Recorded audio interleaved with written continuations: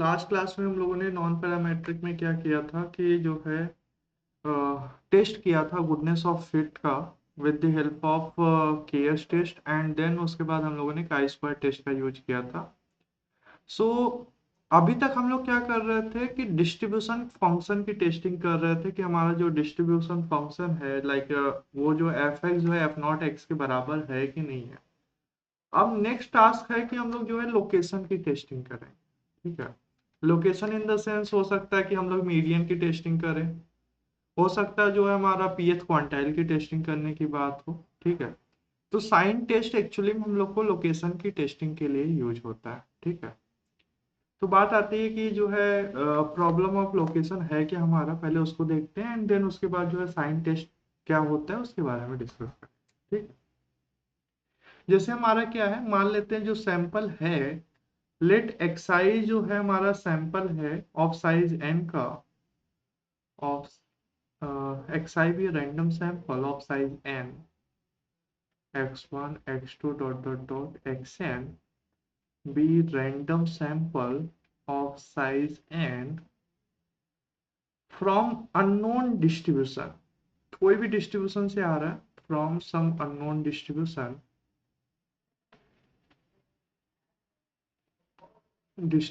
f। Clear. अब हमारा जो है मान लेते हैं कोई p जो है pth क्वांटाइल है, p pth क्वांटाइल है, यानी हमारा जो p की जो वैल्यू होगी वो 0 से 1 के बीच में होगी। let p be the positive number, let p be 0 to 1। Clear, कोई पॉजिटिव नंबर है और मैं क्या बोल रहा हूं, एप्सिलॉन p जो है वो क्या है हमारा pth क्वांटाइल है किसका, डिस्ट्रीब्यूशन फंक्शन f का। Denote pth quantile of distribution function fx। Clear. अब मैं बात कर रहा हूं कि ये pth क्वांटाइल है डिस्ट्रीब्यूशन fx का, इसका क्या मतलब है। pth क्वांटाइल को कैसे डिफाइन करते हैं, अगर मैं बोल रहा हूं pth क्वांटाइल है डिस्ट्रीब्यूशन fx का, इसका क्या मतलब है कि xi less than equal to epsilon p, इसकी जो प्रोबेबिलिटी होगी वो क्या होगी, p होगी। अगर मैं इसको pth क्वांटाइल बोल रहा हूं तो इसमें कोई प्रॉब्लम तो नहीं है, जल्दी बता दो। अब अगर मैं इसको pth क्वांटाइल बोल रहा हूं डिस्ट्रीब्यूशन fx का, अब हमारा जो है एम क्या है, मान लेते हैं जो है टेस्टिंग करना चाहते हैं एच नॉट में, जो हमारा pth क्वांटाइल है वो समथिंग जो है एप्सिलॉन नॉट के बराबर है। ठीक है, अब H1 में पॉसिबल है कि जो है वन साइडेड टेस्ट हो सकता है, पॉसिबल है जैसे अब यहाँ पे इक्वल टू है तो यहाँ पे क्या आएगा, नॉट इक्वल टू आएगा, टू साइडेड टेस्ट होगा। क्लियर। अब हो सकता है कि यहाँ पे जो एप्सिलॉन पी एफ है वो समथिंग जो है एप्सिलॉन नॉट से बड़ा हो। क्लियर, तो यहाँ पे क्या आएगा, लेस देन इक्वल टू आएगा।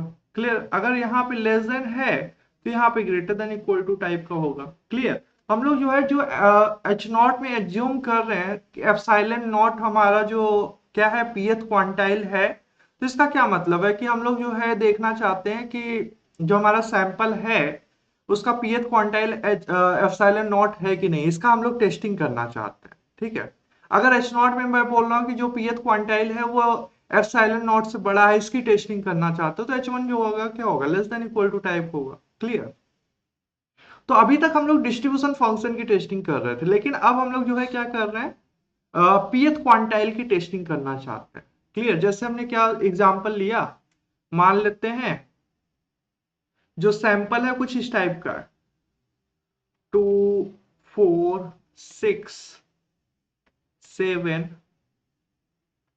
8, कुछ इस टाइप का 5 सैंपल है, वी 5 सैंपल रैंडम सैंपल कहीं एफएक्स से लिया गया। ठीक है, अब हमारा जो एम है मीडियन की टेस्टिंग करना। ठीक है, मीडियन की टेस्टिंग करना यानी हमारा जो है 1/2th क्वांटाइल की टेस्टिंग करना। हाँ, एग्री करते हो क्या। तो अगर मैं बोल रहा हूं कि मीडियन की टेस्टिंग करना चाहते हैं यानी मीडियन हमारा क्या है, हमारा इसका मीडियन क्या होगा, 6 होगा क्या। क्लियर। हम लोग जो है टेस्टिंग करना चाहते हैं कि जो एप्सिलॉन 1/2 एफ है वो हमारा 6 है कि नहीं, इसका टेस्टिंग करना चाहते हैं। तो अल्टरनेटिव में क्या होगा, ये हमारा नॉट इक्वल टू होगा। क्लियर। अब बात आती है कि इसका टेस्टिंग अगर करना है तो कैसे करेंगे। ठीक है, तो इसके टेस्टिंग के लिए हम लोग जो है क्या करते हैं, साइन टेस्ट का यूज करते हैं। अब साइन टेस्ट एक्चुअली में क्या करता है उसके बारे में देखते हैं, साइन टेस्ट होता है क्या एंड साइन टेस्ट को यूज कैसे करते हैं। ठीक है, तो साइन टेस्ट बेसिकली हमारा क्या है, नॉन पैरामेट्रिक टेस्ट है जो मीडियन के लिए टेस्टिंग के लिए यूज होगा, पीएच क्वांटाइल के टेस्टिंग के लिए यूज होगा। एक्चुअली में यहाँ पे मीडियन में एक पर्टिकुलर ले लिया हूँ, जरूरी नहीं है मीडियन हो, पीएच क्वांटाइल भी हो सकता है, median is also quantile. Clear, समझ पा रहे हो। अब बात आती है कि ये यूज कैसे होता है, यहाँ पे जो है हम लोग क्या करते हैं, प्लस माइनस काउंट करते हैं। प्लस माइनस एक्चुअली में आता कहां से है, अगर मैं बोल रहा हूं क्या एच नॉट में हमारा क्या है, M is equal to M naught है, तो अगर सैंपल ऑब्जर्वेशन एम नॉट से बड़ा होगा तो उसको हम लोग प्लस साइन ऑब्जर्व करेंगे, अगर सैंपल ऑब्जर्वेशन एम नॉट से छोटा होगा तो इसकी वैल्यू निगेटिव होगी। या फिर सारे ऑब्जर्वेशन में से अगर मैं एम नॉट घटा दूं और अगर इसकी वैल्यू पॉजिटिव होगी तो हमारा जो है इसको क्या देंगे, प्लस साइन से डिनोट करेंगे। अगर लेस देन जीरो होगी तो इसको हम लोग निगेटिव साइन से डिनोट करेंगे। अगर इक्वल टू जीरो हो जाएगा यानी इस केस में ये टाई हो जाएगा, अगर टाई हो जाएगा तो इसको सैंपल से ही रिमूव कर देंगे। क्लियर। अगर एन सैंपल है और अगर हमारा एक्स नॉट जो है एम नॉट के बराबर हो गया, एक्स आई जो है एम नॉट के बराबर हो गया, तो उस केस में उस सैंपल को इग्नोर कर देंगे, टाई के केस में उसको इग्नोर कर देंगे। क्लियर। तो ये यूज कब होता है, जब हमारा डिस्ट्रीब्यूशन जो है हमारा जो है एसिमेट्रिक हो, स्क्यूड हो या हैवी टेल डेटा हो। क्लियर। और हम लोग इसको यूज क्यों कर रहे हैं, क्योंकि ये जो है ये जो टेस्ट है ये भी डिस्ट्रीब्यूशन फ्री टेस्ट है। ठीक है, और अगर हमको जो है इसको यूज करना है तो हम लोग जो है कैसे यूज करेंगे इसके बारे में अब डिस्कस करते हैं। ठीक है, तो फर्स्ट थिंग हमारा जो डेटा है, अगर हम टेस्टिंग करना चाहते हैं H naught M equal to M naught की। क्लियर। हो सकता है एम नॉट की testing M equal to M naught की करें या फिर हमारा वन साइडेड टेस्ट भी हो सकता है, ये हमारा टू साइडेड टेस्ट है। क्लियर। वन साइडेड भी हो सकता है, ठीक, जरूरी नहीं टू साइडेड ही रहे। क्लियर। तो अगर हमारा क्या है एक्साइज जो ऑब्जर्वेशन है अगर एम नॉट से बड़ा है तो इसको हम लोग पॉजिटिव साइन से डिनोट करेंगे। ये +1 लिखने की जरूरत नहीं है, जरूरी नहीं है +1 लिखो, सिंपली प्लस साइन डिनोट कर सकते हो। अगर लेस देन एम नॉट है तो निगेटिव साइन से डिनोट कर सकते हो, और अगर एम नॉट के बराबर है तो इसको डिस्कार्ड कर देता है। क्लियर।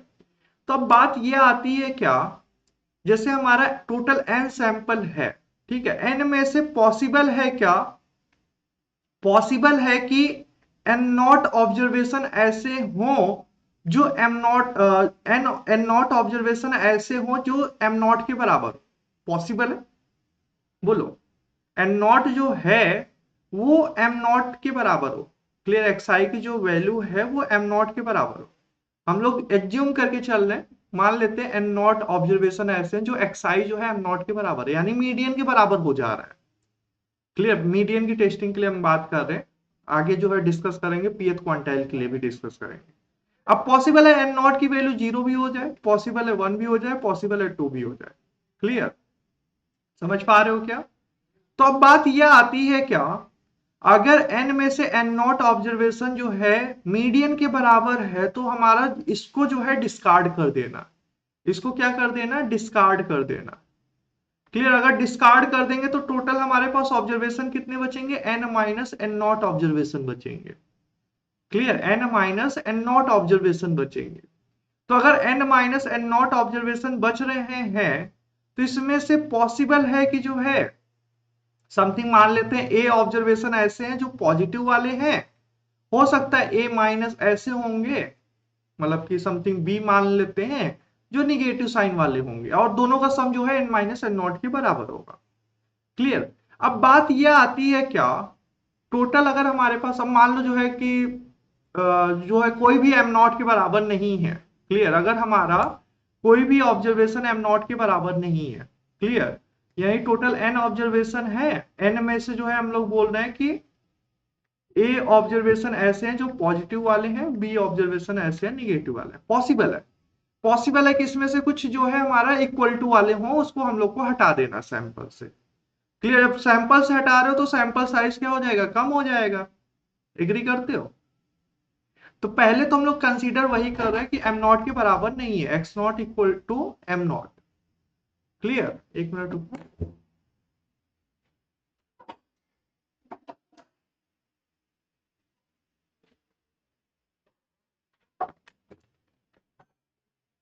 ठीक है, तो अगर एक्स नॉट एम नॉट के बराबर नहीं है तो इस केस में हम लोग क्या ले रहे हैं, टोटल ऑब्जर्वेशन एन है, एन में से ए प्लस ऑब्जर्वेशन ऐसे हैं जो पॉजिटिव साइन वाले हैं, और बी नॉट बी ऐसे हैं जो हमारा निगेटिव साइन वाले हैं। क्लियर? तो अगर ऐसा है तो ये हमारा जो डिस्ट्रीब्यूशन होगा, अगर मैं बोल रहा हूं क्या, आर जो रैंडम वेरिएबल है जो पॉजिटिव साइन को काउंट कर रहा है। क्लियर? आर हमारा जो है पॉजिटिव साइन को काउंट कर रहा है, या फिर आर प्लस ले लो, तो आर प्लस का जो डिस्ट्रीब्यूशन होगा वो बाइनोमियल डिस्ट्रीब्यूशन होगा विथ पैरामीटर एन कॉमा। अब प्रोबेबिलिटी ऑफ सक्सेस की बात करते हैं, प्रोबेबिलिटी ऑफ सक्सेस होगा क्या। तो अब जरा एक बात बताना, हम लोग अंडर एच नॉट में क्या बोल रहे हैं, अंडर एच नॉट में हम लोग एज्यूम कर रहे हैं कि जो सैंपल ऑब्जर्वेशन है वो मीडियन के बराबर है। हाँ, M equal to M naught के बराबर है। इसका मतलब क्या है, हाफ सैंपल जो है पॉजिटिव साइन है और हाफ सैंपल निगेटिव साइन है, यही एज्यूम कर रहे हैं। बोलो, हम लोग यही एज्यूम कर रहे हैं ना, X I greater than M naught equal to probability of X I less than M naught, इसकी प्रोबेबिलिटी हाफ। हाँ, बोलो, अंडर एच नॉट में यही बोल रहे हैं ना कि am not observation, am not जो है मीडियन है, इसका मतलब एम नॉट से पहले जो है हमारा हाफ ऑब्जर्वेशन होंगे एंड एम नॉट के आगे हाफ ऑब्जर्वेशन होंगे। क्लियर? अगर ऐसा हम लोग अंडर एच नॉट में एज्यूम कर रहे हैं तो प्रोबेबिलिटी ऑफ पॉजिटिव साइन का जो प्रोबेबिलिटी होगा वो हाफ होगा। क्लियर? तो यहां से हमको पता चल रहा है जो आर प्लस का जो डिस्ट्रीब्यूशन होगा वो हमारा binomial with parameter N comma 1/2 होगा। क्लियर? अब अगर यहीं पे अगर हमारा टाई वाला केस आ जाता, अगर टाई वाला केस आ रहा है तो उसमें से रैंडम जो टोटल ऑब्जर्वेशन है उसमें से कम करना पड़ेगा। क्लियर? हो सकता है एन माइनस एन नॉट हो जाए यहाँ पे, अगर एन नॉट जो है हमारा इक्वल टू वाला केस है। क्लियर? तो यहाँ पे हमको जो है पहला की पॉइंट ये ध्यान रखना कि जो हमारा पॉजिटिव साइन का जो डिस्ट्रीब्यूशन होता है वो बाइनोमियल फॉलो करता है with parameter N comma half, अगर कोई भी ऑब्जर्वेशन इक्वल टू नहीं है मीडियन के। क्लियर? अब बात यह आती है क्या कि अगर हमारा जो है जो क्वांटाइल है वो 1/2 नहीं है, मतलब हम लोग मीडियन की टेस्टिंग ना करके कोई और टेस्टिंग करना चाहते हैं। ठीक है, पीएथ क्वांटाइल की टेस्टिंग करना चाहते हैं, पीएथ क्वांटाइल जो है हमारा एम नॉट है। क्लियर? अगर पीएथ क्वांटाइल अगर हमारा एम नॉट है, इसका क्या मतलब है, एम नॉट से पहले की जो प्रोबेबिलिटी होगी पी होगी, एंड एम नॉट के आगे की जो प्रोबेबिलिटी होगी वो 1 माइनस पी होगी। क्यों? क्योंकि हम लोग एम नॉट को जो है बोल रहे हैं कि पीएथ क्वांटाइल है।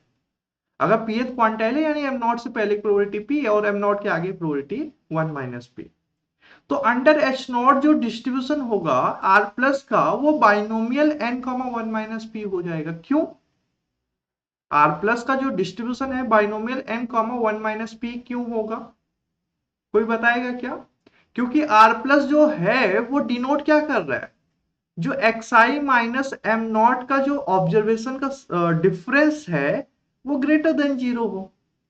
पॉजिटिव साइन को काउंट कर रहा है ना, यानी कि जो डिफरेंस है वो पॉजिटिव हो, या फिर एक्स आई जो है ग्रेटर देन एम नॉट हो, और x I greater than M naught की जो प्रोबेबिलिटी है वो 1 माइनस पी है। क्लियर?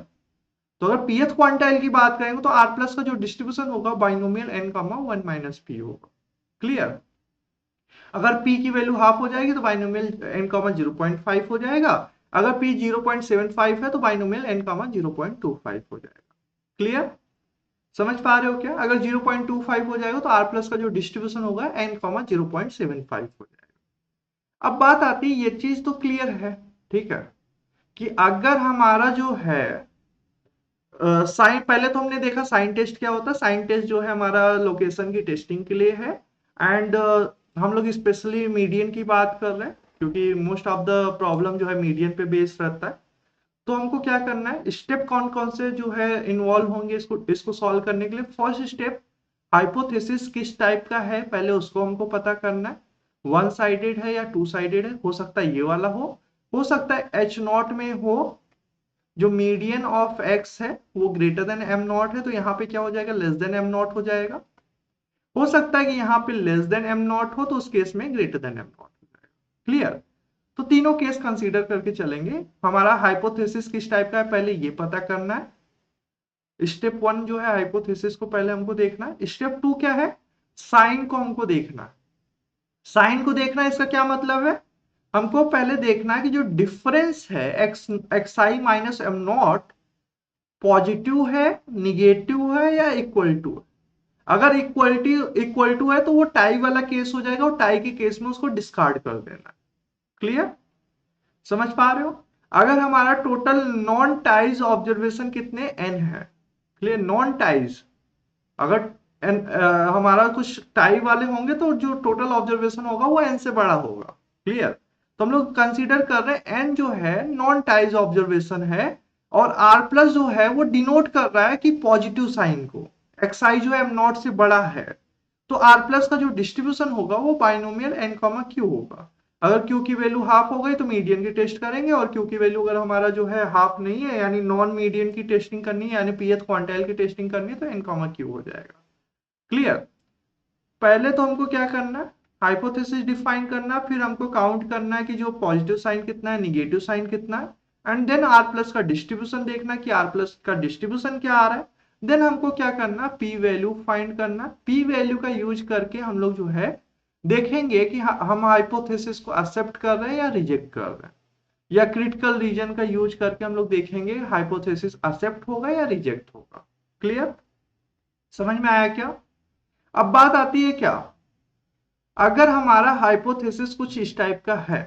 क्लियर, जैसे हमने बोला कि एच नॉट एम जो है वो एम नॉट से बड़ा। क्लियर, एम जो है एम नॉट से बड़ा, तो हमारा जो अल्टरनेटिव में आएगा वो क्या होगा, M less than M naught होगा। क्लियर है क्या। तो अगर ऐसा है तो इस केस में जो हमारा हमने देखा है इन्फ्रेंस में, टेस्टिंग ऑफ हाइपोथेसिस में, बाइनोमियल डिस्ट्रीब्यूशन के केस में जो मोस्ट पावरफुल टेस्ट आता है वो कुछ इस टाइप का आता है। अगर मैं रैंडमाइज टेस्ट की बात करूं तो रैंडमाइज टेस्ट हमारा जो है वन आएगा समथिंग जब आर प्लस लेस देन सी होगा। क्लियर, और प्लस समथिंग कांस्टेंट आता था गामा, जब आर प्लस की जो वैल्यू होगी वो सी के बराबर होगी एंड जीरो होगा अदरवाइज। क्लियर, और हम लोग जो है इसको इग्नोर करते थे अगर हमारा जो है नॉन रैंडमाइज टेस्ट है। क्लियर, अगर रैंडमाइज टेस्ट है तो एक कांस्टेंट जरूर आएगा एट पॉइंट सी पे। क्लियर।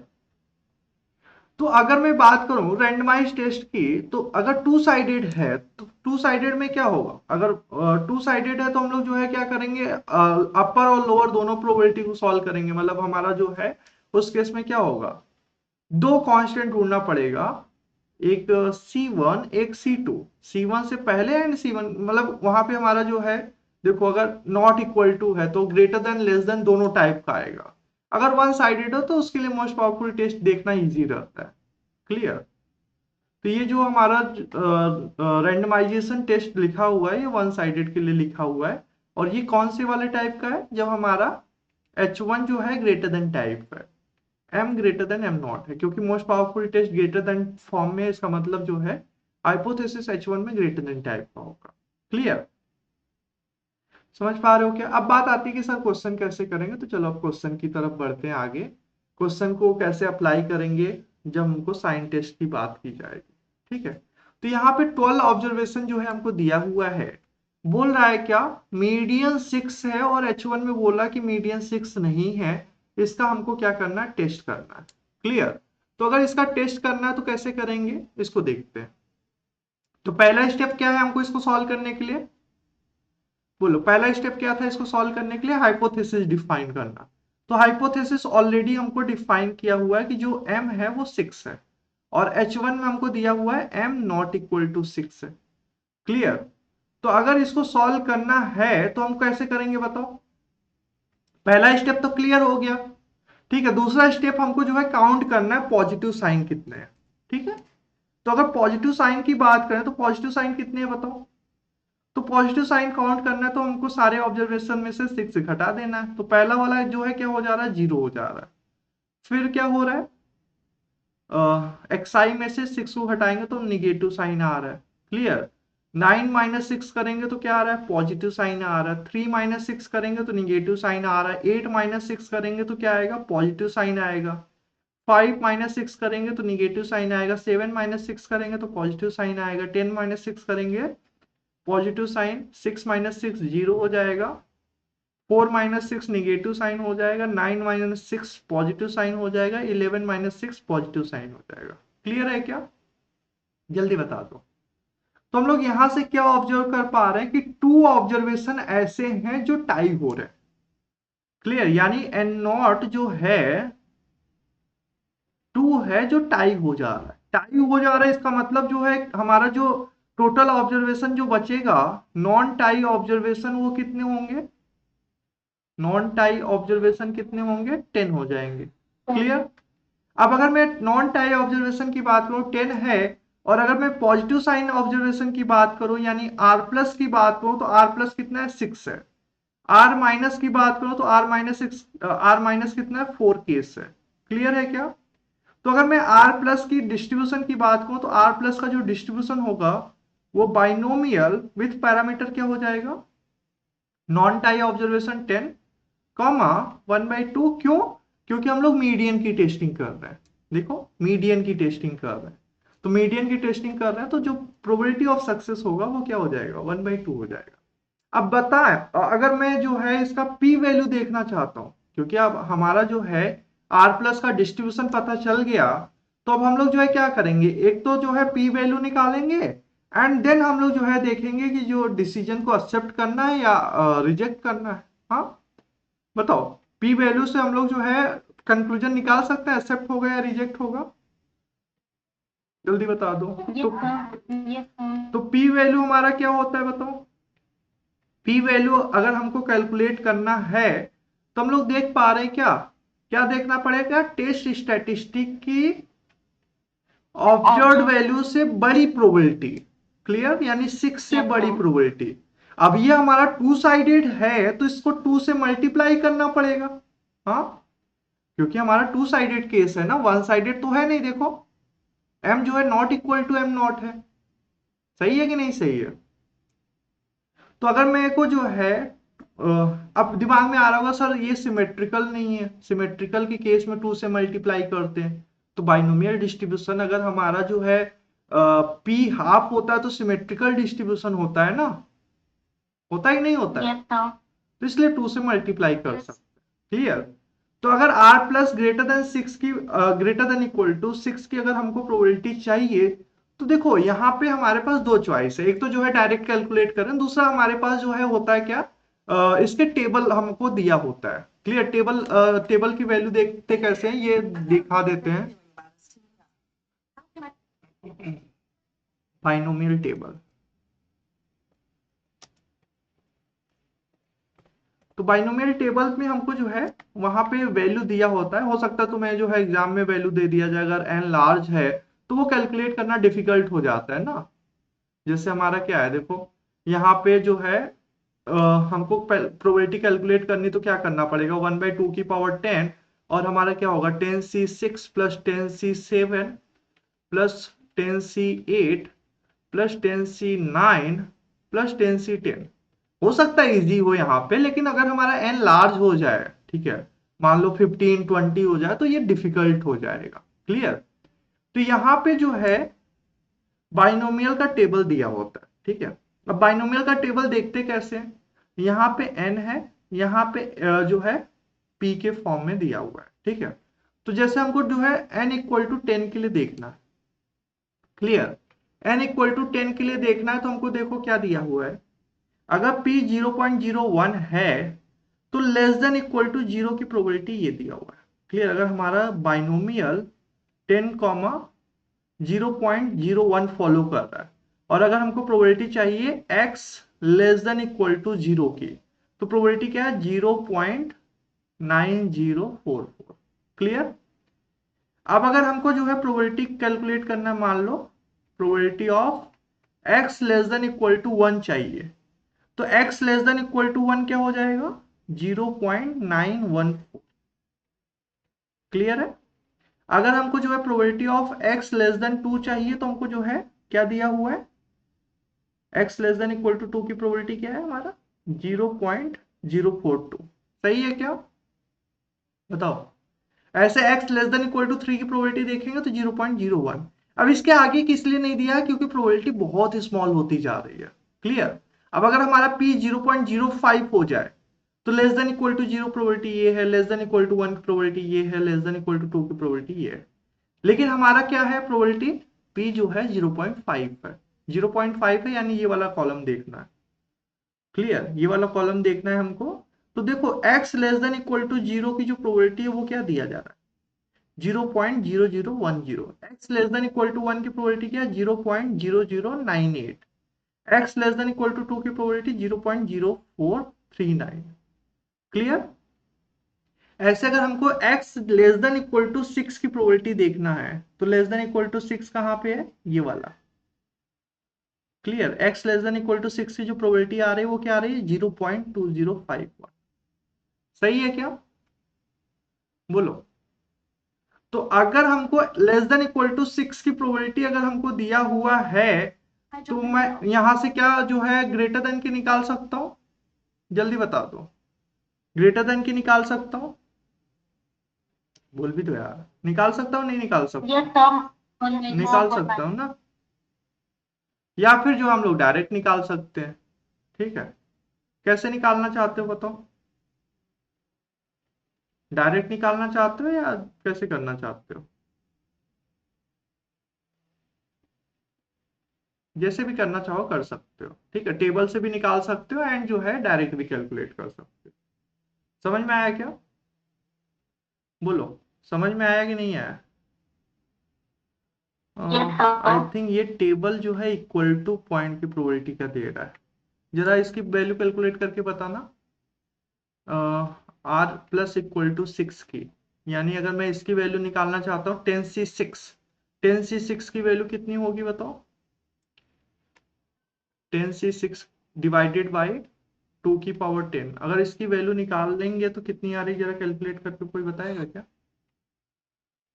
आई थिंक ये इक्वल टू की प्रोबेबिलिटी दे रहा है। ठीक है, अगर ये इक्वल टू की प्रोबेबिलिटी दे रहा है तो इसका मतलब क्या है, हमको इस सबको सम करना पड़ेगा।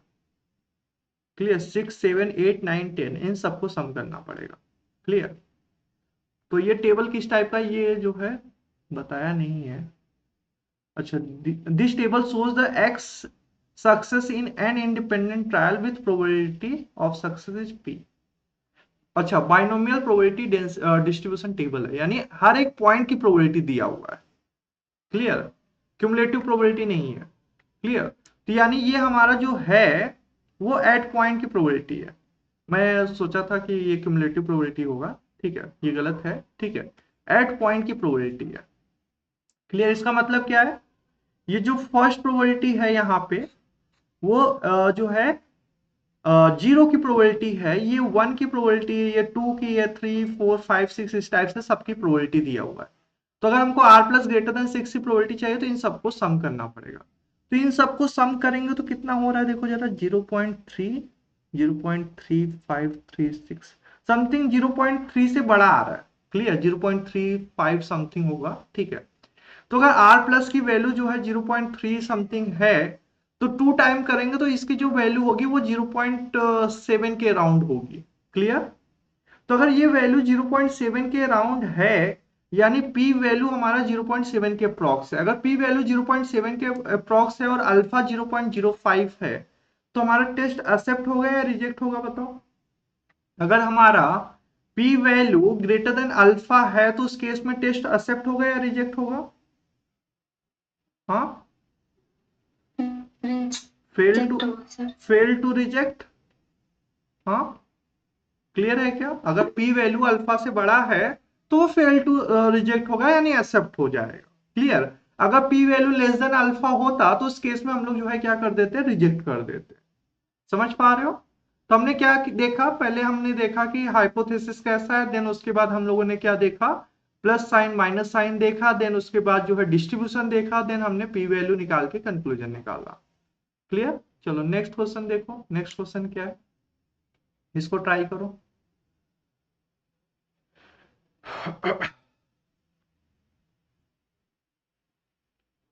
सेम लॉजिक से ये भी होगा, बस यहाँ पे जो हमारा हाइपोथेसिस है वो वन साइडेड हो गया। हाँ बोलो, सेम टाइप का क्वेश्चन है, सही है कि नहीं सही है? हो जाएगा? यस सर, एक डाउट था। हाँ बताओ। सर कुछ जगह पे जैसे टेस्ट स्टैटिस्टिक्स जैसे है, कुछ बुक्स में ऐसा दिया हुआ है कि जो जब टू टेल्ड का केस आता है तो उसमें मिनिमम लेते हैं हम पॉजिटिव और नेगेटिव साइन में मिनिमम से। मिनिमम तुम ये बता रहे हो कि आर जो है minimum of R plus R minus ऐसा कुछ? हाँ सर। वो विल्कॉक्सन साइन टेस्ट है यार, अभी हम लोग सिंपल साइन टेस्ट की बात कर रहे हैं। Clear? R plus R minus का जब मिनिमम लेंगे तो वो अलग लॉजिक है, वो अभी हम लोग आगे देखेंगे। क्लियर? अभी इसमें जो है ना, देखो ठीक है, आगे देखेंगे विल्कॉक्सन साइन टेस्ट। समझ में आया? हो जाएगा, इसको बताने की जरूरत तो नहीं है। ठीक है, नेक्स्ट क्वेश्चन। नेक्स्ट क्वेश्चन फिर से वन साइडेड वाला है, ये भी हो जाएगा। क्लियर? सेम लॉजिक से अगर पी वैल्यू निकालना है तो हमको जो है टू टू टाइम्स कर देना है probability of x greater than something. ठीक है, जो भी हमारा ऑब्जर्व वैल्यू होगा। ठीक है, अब बात ये आती है क्या, अगर सैंपल साइज लार्ज हो गया तब हमको जो है ये टेस्ट लगाने में प्रॉब्लम होगी। क्यों? क्योंकि ये जो टेबल है, टेबल देखो कितनी वैल्यू के लिए दिया है, अप टू 20 दिया होगा या 25 तक दिया होगा। क्यों? क्योंकि ये टेबल फिर आगे जो है कैलकुलेट करना डिफिकल्ट हो जाता है। ठीक है, जैसे जैसे हमारा एन लार्ज होगा तो हमारा प्रोबेबिलिटी निकालना डिफिकल्ट होगा। तो हमने जो है बाइनोमियल डिस्ट्रीब्यूशन में भी देखा था कि अगर सैंपल साइज लार्ज हो जाए तो उस केस में जो बाइनोमियल डिस्ट्रीब्यूशन है वो कहाँ कन्वर्ज कर जाता है, पॉइसन में या फिर हमारा नॉर्मल डिस्ट्रीब्यूशन में। तो हमारा अगर सैंपल साइज लार्ज है तो हम लोग जो है इसको कैसे सॉल्व करेंगे, with the help of normal distribution. अब दिमाग में आएगा सर जो है पॉइसन का हेल्प क्यों नहीं लेंगे, क्योंकि हमारा जो मोस्ट ऑफ द सिचुएशन होता है पी इक्वल टू हाफ के लिए देखते हैं। तो बाइनोमियल पॉइसन पे कन्वर्ज तो करता है जब हमारा पी जो है स्मॉलर हो। Clear? P tends to zero हो। क्या हमारा जो क्वांटाइल हमेशा जीरो पे टेंड करेगा क्या? ऐसा जरूरी नहीं है ना। अगर हमारा मीडियन की टेस्टिंग की बात हो रही है और एन लार्ज है तो हम लोग किसका यूज करेंगे, नॉर्मल में जाएंगे। क्लियर? तो अगर नॉर्मल में जाना है तो हमको पता है कि जो आर प्लस का जो डिस्ट्रीब्यूशन है वो binomial with parameter N comma half है। क्लियर? तो हमको इसका एक्सपेक्टेड वैल्यू पता हो, हाँ, एन पी यानी एन बाई टू, वेरियंस हमको पता है। क्लियर? वेरियंस पता है यानी एन बाई फोर है। तो इसको जेड स्टैटिस्टिक बना के हम लोग जो है नॉर्मल का यूज करके सॉल्व करेंगे। क्लियर? समझ पा रहे हो क्या? यानी अगर हम लोग जो है क्या कर रहे हैं, पीएथ क्वांटाइल की टेस्टिंग कर रहे हैं, यानी आर प्लस का जो डिस्ट्रीब्यूशन है एन कॉमा क्यू है, और अगर मैं बात करूं जो क्यू की वैल्यू है वो हमारा एक्स जो है ग्रेटर देन एम नॉट को रिप्रेजेंट कर, तो आर प्लस का जो डिस्ट्रीब्यूशन होगा वो कुछ इस टाइप का होगा, मीन घटाना है एंड स्टैंडर्ड डेविएशन से डिवाइड करना है। क्लियर? अगर मीडियन की टेस्टिंग होगी तो यहाँ पे N by four N by two हो जाएगा और डिवाइड में under root N by four आ जाएगा। क्लियर? तो अगर मैं बात करूं क्या, अगर वन साइडेड है तो हम लोग क्या करेंगे, अगर हमारा जो है हाइपोथेसिस क्या है, पहले तो टू साइडेड की बात कर लेते हैं। अगर हम लोग जो है m equal to M naught ले रहे हैं और h1 में ले रहे हैं क्या, m नॉट इक्वल टू एम नॉट, तो हम लोग रिजेक्ट कब करते थे, जब मॉड जेड की वैल्यू ग्रेटर देन क्या हो जाती थी, जेड अल्फा बाई टू। हाँ, यही होता था, ये अल्फा बाई टू है। ठीक है, ये नोटेशन जो है कंफ्यूज मत होना। ठीक है, ये अल्फा बाई टू, अगर mod Z greater than Z alpha by two है तो उस केस में हम लोग क्या कर देते थे, रिजेक्ट कर देते थे। Clear?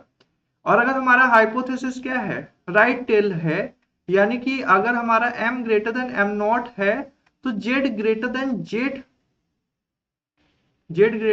Z one minus alpha के लिए रिजेक्ट करेंगे। हाँ बोलो, एग्री करते हो क्या? ये पॉइंट जो है वो हमारा जेड वन माइनस अल्फा है क्योंकि इसके पीछे probability one minus alpha. Clear? और अगर मैं बात करूं क्या, अगर लेफ्ट टेल्ड है तो पॉइंट तो वही रहेगा, बस निगेटिव साइन आ जाएगा इधर साइड। हाँ, -z1 माइनस अल्फा, या फिर जेड अल्फा भी इसको बोल सकते हो। क्लियर, समझ पा रहे हो क्या? ठीक है। अब देखो जो है कंटिन्यूटी करेक्शन का भी यूज कर सकते हो, क्योंकि जो बाइनोमियल डिस्ट्रीब्यूशन है वो हमारा क्या है, डिस्क्रीट रैंडम वेरिएबल है। क्लियर, डिस्क्रीट रैंडम वेरिएबल है तो एग्जैक्ट अगर हमको जो है प्रोबेबिलिटी निकालना है विदाउट एरर, तो हमको क्या करना पड़ेगा, कंटिन्यूटी करेक्शन का यूज करना पड़ेगा। क्लियर, तो राइट टेल टेस्ट है तो -0.05 कर सकते हो, अगर लेफ्ट टेल है तो 0.5 ऐड कर सकते हो। अगर टू टेल है तो दोनों का डिफरेंस के बाद 0.5 माइनस करना है, तो इसका डिस्ट्रीब्यूशन जो है हमारा क्या होगा, नॉर्मल 0 1 आएगा। क्लियर, और लॉजिक वही रहेगा एक्सेप्ट रिजेक्ट करने का जो ऊपर है। ठीक है, तो अब अगर हमको क्वेश्चन जो है सॉल्व करना, जैसे हमारा यहाँ पे क्लियर, हमको 60 ऑब्जर्वेशन लिया गया, मीडियन की टेस्टिंग करनी, मीडियन 20 और यहाँ पे बोलना है मीडियन 20 से बड़ा है। क्लियर, और जो ऑब्जर्व वैल्यू है वो 30 है और 38 है। क्लियर, तो अब हमको जो है टेस्ट करना कि जो मीडियन जो है 20 है कि नहीं है। ठीक है, तो इसको सॉल्व कैसे करेंगे बताओ। हमको जो है जेड स्टैटिस्टिक कैलकुलेट करना पड़ेगा, एंड जेड स्टैटिस्टिक की वैल्यू 38 से बड़ी है, इसकी प्रोबेबिलिटी देखना पड़ेगा। क्लियर, बोलो, पी वैल्यू का यूज करेंगे यहां पे, बताओ, क्लियर है क्या, हो जाएगा, जल्दी बता दो, हो जाएगा कि नहीं हो जाएगा। चलो पहले जेड स्टैटिस्टिक की वैल्यू कैलकुलेट करो, जेड स्टैटिस्टिक क्या है। हमको सैंपल साइज 60 दे दिया गया, n इज इक्वल टू 60 दे दिया गया, r प्लस जो है 38 दे दिया गया है, और जो मीडियन है वो हमको क्या दिया हुआ है 20, और हमको जो है h1 में क्या दिया गया है, जो m है वो 20 से बड़ा है, यही है।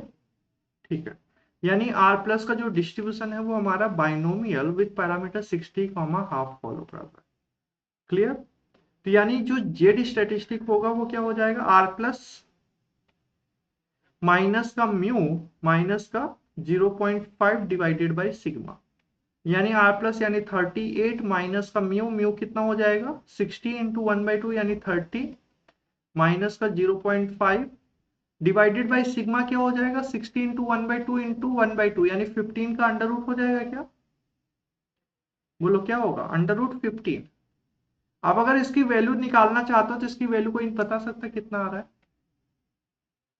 यानी कि कितना हो जाएगा 30.5, यानी हमारा कितना हो जाएगा 7.5 डिवाइडेड बाई रूट 15 यानी 3.8 3.9 समथिंग होगा, 3.8 समथिंग कितना है बताओ, रूट 15 की वैल्यू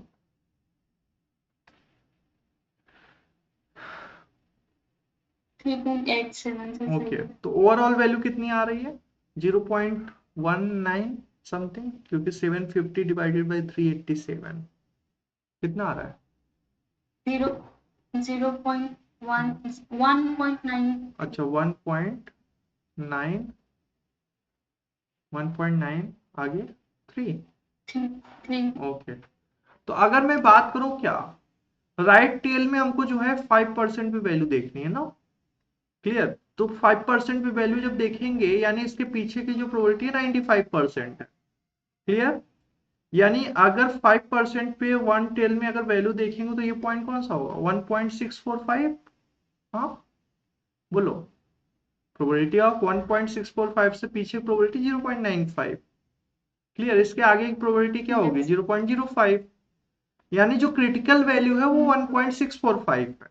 क्लियर, जो क्रिटिकल वैल्यू है वो 1.645 है, और जो पी वैल्यू अगर मैं देखूंगा, पी वैल्यू देखूंगा तो पी वैल्यू क्या हो जाएगा बोलो, probability of Z greater than 1.93, यही होगा क्या पी वैल्यू, बोलो पी वैल्यू हमारा Z greater than observed value. Clear, तो अगर मैं 1.93 के आगे की प्रोबेबिलिटी देखूंगा यानी 1.93 समथिंग यहाँ पे आएगा, एग्री करते हो। अब इसके आगे की जो प्रोबेबिलिटी होगी वो 0.05 से तो छोटी होगी ना, बोलो, क्योंकि जो पॉइंट है वो आगे है। क्लियर, तो इसकी जो वैल्यू होगी वो लेस देन 0.05 आएगी, यानी पी वैल्यू लेस देन 0.05 है, तो यहां से क्या बोलेंगे बताओ, H0 रिजेक्ट होगा या एक्सेप्ट होगा, रिजेक्ट एच नॉट, क्यों? क्योंकि पी वैल्यू छोटी है। क्लियर? समझ पा रहे हो नहीं समझ पा रहे हो? बताओ। यानी रिजेक्ट एच नॉट कर रहे हैं, यानी इसका मतलब क्या? मीडियन 20 नहीं है, मीडियन 20 से बड़ा है, यानी H1 को एक्सेप्ट कर रहे हैं, यानी मीडियन जो होगा वो एक्सीड करेगा 20 से। क्लियर? तो साइन टेस्ट में हमारा कॉन्सेप्ट यही था कि साइन टेस्ट में हमारा जो है वो हम लोग जो है क्यों यूज करते हैं, क्योंकि हमको जो है लोकेशन का टेस्ट, पहले तो हमको डिस्ट्रीब्यूशन फंक्शन का टेस्ट कर रहे थे, अब हम लोग जो है क्या कर रहे हैं? लोकेशन का टेस्ट कर रहे हैं। क्लियर? अब बात ये आती है क्या कि ये सही है, साइन टेस्ट ऑलवेज ट्रू है। साइन टेस्ट की प्रॉब्लम क्या है? पहला तो जो है हम लोग देख पा रहे हैं क्या, अगर हम लोकेशन की टेस्टिंग कर रहे हैं यहाँ पे, तो हमारा सैंपल साइज पे डिपेंड कर रहा है, और जो है मीडियन की टेस्टिंग कर रहा है तो पी इक्वल टू हाफ हो जा रहा है। ठीक है, तो यहाँ पे हमने देखा कि फर्स्ट डिफिकल्टी आई कि हम लोग का सैंपल साइज लार्ज होगा तो बाइनोमियल प्रोबेबिलिटी कैलकुलेट करना डिफिकल्ट है, तो हमने उसको सॉर्ट आउट करने के लिए जो है जेड का यूज किया। क्लियर? जेड का यूज करते टाइम कंटिन्यूटी करेक्शन का भी ध्यान रखना है हमको। ठीक है, अब बात ये आती है कि साइन टेस्ट का यूज क्यों कर रहे हैं? क्योंकि ये जो टेस्ट है वो डिस्ट्रीब्यूशन फ्री है, कोई भी सैंपल ऑब्जर्व मतलब जो सैंपल ऑब्जर्वेशन है वो कहीं से भी आ सकता है, जरूरी नहीं वो जो है बाइनोमियल से है, पॉइसन से है, नॉर्मल से है, कहीं से भी आ सकता है। क्लियर? नॉन पैरामेट्रिक टेस्ट है तो ऑब्वियस सी बात है, जो साइन टेस्ट है नॉन पैरामेट्रिक है तो ऑब्वियस सी बात है डिस्ट्रीब्यूशन से तो इंडिपेंडेंट ही रहेगा। तो ऑप्शन ऐसा रह सकता है, जो साइन टेस्ट है क्या एफ एक्स पे डिपेंडेंट होगा या इंडिपेंडेंट होगा? तो ऑब्वियस सी बात है इंडिपेंडेंट है। क्लियर? और जो यहाँ पे काउंट कर रहे हैं आर प्लस, अब देखो एक चीज देखना, आर प्लस की बात कर रहे हैं तो आर प्लस का अगर डिस्ट्रीब्यूशन बाइनोमियल है तो आर माइनस का भी जो डिस्ट्रीब्यूशन होगा वो भी बाइनोमियल ही रहेगा ना। बोलो। तो आर माइनस की बात करें तो आर माइनस का मतलब क्या है? जो हमारा एक्सआई माइनस एम नॉट का जो डिफरेंस है वो निगेटिव होगा। हाँ, यानी XI less than M naught होगा। क्लियर? यानी मीडियन से छोटे वाले जो ऑब्जर्वेशन है वो आर माइनस रिप्रेजेंट कर रहे हैं। तो अगर मैं इसकी बात करूं, अगर इसकी प्रोबेबिलिटी अगर ए है तो हमारा इसका जो डिस्ट्रीब्यूशन होगा एन कॉमा ए हो जाएगा। क्लियर है क्या? अगर एम नॉट मीडियन को रिप्रेजेंट कर रहा है तो इसकी प्रोबेबिलिटी हाफ यहां भी रहेगी। हाँ, बोलो। अगर हमारा जो मीडियन की टेस्टिंग कर रहे हैं एम नॉट मीडियन है तो आर प्लस और आर माइनस का जो डिस्ट्रीब्यूशन होगा वो सेम होगा। क्लियर? लेकिन अगर मीडियन की टेस्टिंग ना करके पीएच क्वांटाइल की टेस्टिंग कर रहे हैं तो इस केस में आर प्लस और आर माइनस का जो डिस्ट्रीब्यूशन है वो डिफरेंट रहेगा। यहाँ पे जरूर रेडी रहना कि इसमें जो नोटेशन है वो जरूर ध्यान रखना। अब जैसे ऑप्शन जो है ऐसा दिया जा सकता है, आर प्लस जो है डिस्ट्रीब्यूशन जो है independent of F, independent of F x, जो आर प्लस स्टैटिस्टिक है, क्या इसका जो डिस्ट्रीब्यूशन है वो independent of distribution function F x है क्या? बिल्कुल है। आर माइनस का जो डिस्ट्रीब्यूशन होगा वो भी एफ एक्स से इंडिपेंडेंट होगा। क्लियर? अगर मैं बात करूं क्या, आर प्लस का जो डिस्ट्रीब्यूशन है, आर प्लस स्टैटिस्टिक का जो डिस्ट्रीब्यूशन है और आर माइनस का जो डिस्ट्रीब्यूशन है, क्या वो आइडेंटिकल होगा? तो होगा। कब होगा? जब हम लोग मीडियन की टेस्टिंग की बात करेंगे, क्योंकि आर प्लस आर माइनस जो डिपेंडेंट है वो एम नॉट पे डिपेंडेंट है। वो एम नॉट मीडियन है कि जो है पीएच क्वांटाइल को रिप्रेजेंट कर रहा है, उसको देखना पड़ेगा। अगर मीडियन की टेस्टिंग कर रहा है तो आर प्लस आर माइनस का जो डिस्ट्रीब्यूशन होगा वो हमारा सेम होगा, अदरवाइज जो है सेम नहीं होगा। क्लियर? समझ पा रहे हो क्या? एक्सपेक्टेड वैल्यू, वेरिएंस, ये सारी चीजें इसका क्लियर होना चाहिए। समझ पा रहे हो? अब जैसे मान लो एक्सपेक्टेड वैल्यू, अब हमको क्या चाहिए? R plus, given that R plus की जो वैल्यू है वो ग्रेटर देन 1 है, इसकी एक्सपेक्टेड वैल्यू चाहिए। समझ पा रहे हो? तो निकाल सकते हैं, निकाल सकते हैं ना, क्योंकि आर प्लस का जो डिस्ट्रीब्यूशन है बाइनोमियल है। डिस्ट्रीब्यूशन पता चल गया तो बाकी सारे एनालिसिस जो बाइनोमियल में करते थे वो काम यहाँ पे कर सकते हैं। समझ पा रहे हो? अब हमको एक्सपेक्टेड वैल्यू ऑफ हमको चाहिए, मान लो maximum of R plus comma 2 चाहिए, तो इसका भी एक्सपेक्टेड निकाल सकते हैं क्योंकि हम लोग को डिस्ट्रीब्यूशन आर प्लस का पता है। क्लियर है? हो जाएगा?